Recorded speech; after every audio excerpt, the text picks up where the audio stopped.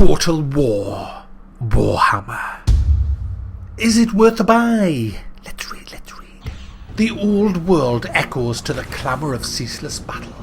The only constant is war. A fantasy strategy game of legendary proportions, Total War Warhammer combines an addictive turn-based campaign of epic empire building with explosive colossal real-time battles, all set in a vivid and incredible world of Warhammer fantasy battles. Command 4 wholly different races, the Empire, the Dwarfs, the Vampire Counts and the Greenskins, each with their own unique characters, battlefield units and playstyles. So what is Total War Warhammer? Well, I'm not going to go into the history of the Total War games because they've been around for a long time. The first one I picked up was Shogun when it first came out, I think it was on floppy disk, to be honest, probably about 80 floppy disks. And I loved that game. I absolutely adored it. It was just amazing. I didn't really go much for the map because if you haven't played a Total War game, there's like a board game and a real-time fighting game rolled into one. The board game is kind of like a map with where you move your armies around. They're represented as icons in the cities, and there's lots of other factions, and you can declare war, send emissaries, build up trade agreements with them and ally with them, and it's turn based.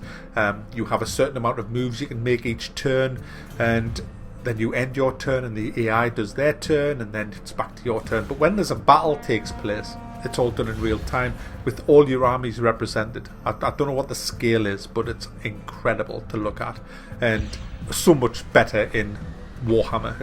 This is the best one by far for the actual battle animation and sounds. It's just incredible. I used to just play the custom battles because you don't have to go through the whole game. You can just set up custom battles and just say, I'm going to fight him and that's going to be the map I'm going to choose. And I did that with Shogun, and I loved it, absolutely loved it, just playing custom map battles for hours and hours on end. It was just an amazing game. And then I played quite a few of them. I own the medieval ones, I own Rome, I own the Napoleonic Warfare ones, and I just kind of missed a few out as they were going on because they were kind of like all the same. It's kind of like having sex, and every time she jumps on top and she's just on top, and it's like, oh yeah, this is good. And then the next time she jumps on top and she wears a different outfit, and it's like, yeah, that's good, yeah, I like that. And then she'll next time back on top and dressed up as a nurse this time, and it's like, oh yeah, that's it. Then next time it's back on top dressed as Little Bo Peep and back. But you know what I'm saying? It was like, it's the same, it's always kind of like, yeah, it's good, but it's just the same, but you're just wearing a Little Bo Peep outfit, and I want more. I want to do it fucking doggy, you know what I'm saying? I want fucking doggy style. I want to be like Carl fucking Drogo, I want to be like, yeah, fucking have it. But this one is different. This one, it's not different actually. It is different. It's not, it is, guys. Trust me. Listen. What you get with this, let's go for the map first. The map, it looks gorgeous. It looks gorgeous, guys. It looks gorgeous.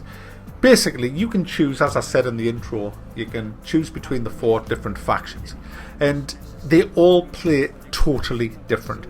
Remember in all the old Total War games, all the factions are kind of the same, aren't they? They're just different outfits on them. But they're all pretty much the same. Well, now it's not. You've got vampires who put this like mist over the land, which debuffs you as you go through it if you're not a vampire. You have the greenskins who they have to keep fighting to keep their morale up. That's how they get their strength. It's like they're just insane. They're just like, we want to fucking fight. You haven't fought for 2 minutes. Fight! Kill the children in that settlement. Rah! And if you keep doing that, they'll just get more and more powerful. But if you kind of stop fighting with them, they kind of wane and we don't like this guy. He's a coward. And then you've got the humans, which is like the Empire.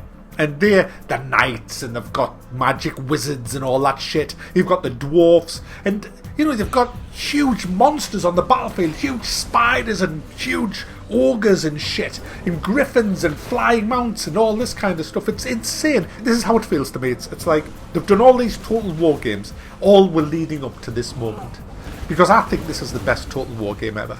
I mean, it doesn't have the impact of that very first time you played Shogun all them years ago, but man, I like this more than any of the other Total War games that I've ever played. It's just a joy to play. It's also co-op in the campaign. Now, I don't know when that came into Total War, because I've kind of missed the last couple of Total War games, Attila and that, so I don't know whether they had it, but this has a co-op campaign, which, wow. It's only 2-player co-op. It would be better if it was 4 players, but 2-player co-op still. I just don't have anyone to play with. But I will find somebody, and I might stream it once I have done it a few times on my own. And if I get time, which means I probably never will because I'm so busy. But anyway.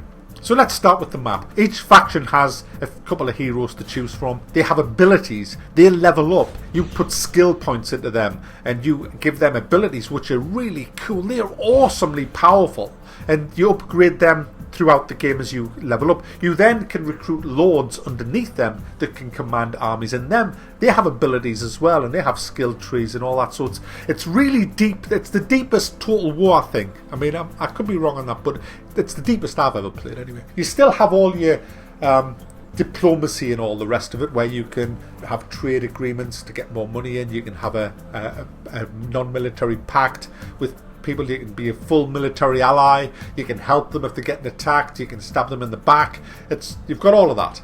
You've got the Game of Thrones level there, you know, where you can be Littlefinger and all that. It's just, yeah. But then on top of that, you want to go and conquer empires. You've got to expand your own empire. And so you move your lord or your leader around with his army. You grow his army more powerful by recruiting men. How do you recruit men? Well, you've got to make sure you've built up your cities and your towns, and you've got to exploit the land, and you've got to build the right buildings, and then the buildings take maybe 8 turns to build. Armies might take 1 turn to build. So it's all a big progression game where you have to think and plan ahead. The AI is very, very sneaky. You leave your city undefended, some bastard will sneak in and raze it to the ground or rape everybody and steal your money. And it's so annoying when that happens, especially when you then go after them and they say, do you want to be allies? Do you want to be allies? And you know you should, because they command land next to you and they've got a big powerful army, but all the time you're thinking, you just fucking raped one of my settlements and killed everybody, you bastard. No, I will not have your alliance. I will kill you.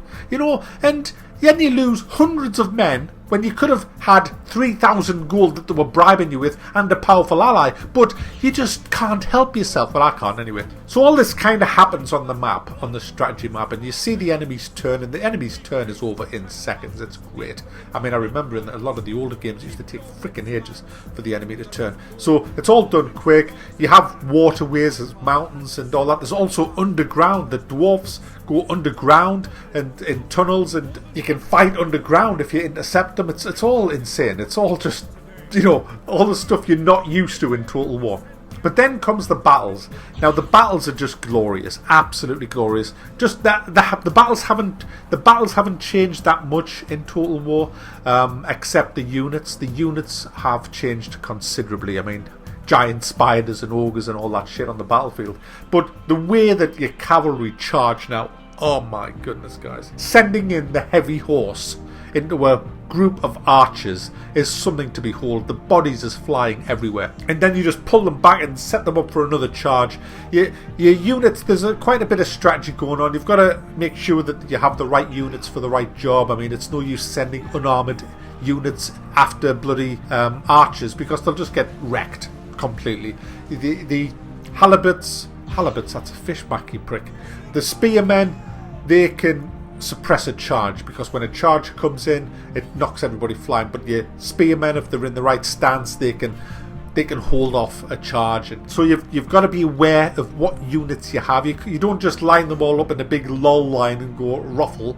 You know, you're going to die if you do that. You've got to make sure you set your men up the right way to see what the enemy's got. So you have to look at what he's attacking you with, and then do a bit of strategy. You can hide them in woods. You can set up great ambushes by hiding an army behind a hill and then hit them at the flank. All of these things matter on the battlefield. If you want to rout the enemy, hit them from the flank or from the rear, and they will rout rather quickly.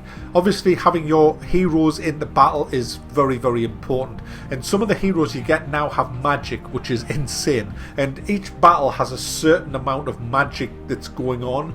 It's called the winds of magic or something, and at the beginning of a battle you can gamble how many magic points you've got for that battle, which is a bit shit, really. I don't know why that's in. That shouldn't be in, really. It should be just, look, that's how many you've got, that's how many you get on with it. But they've added this in for some reason, which I don't know.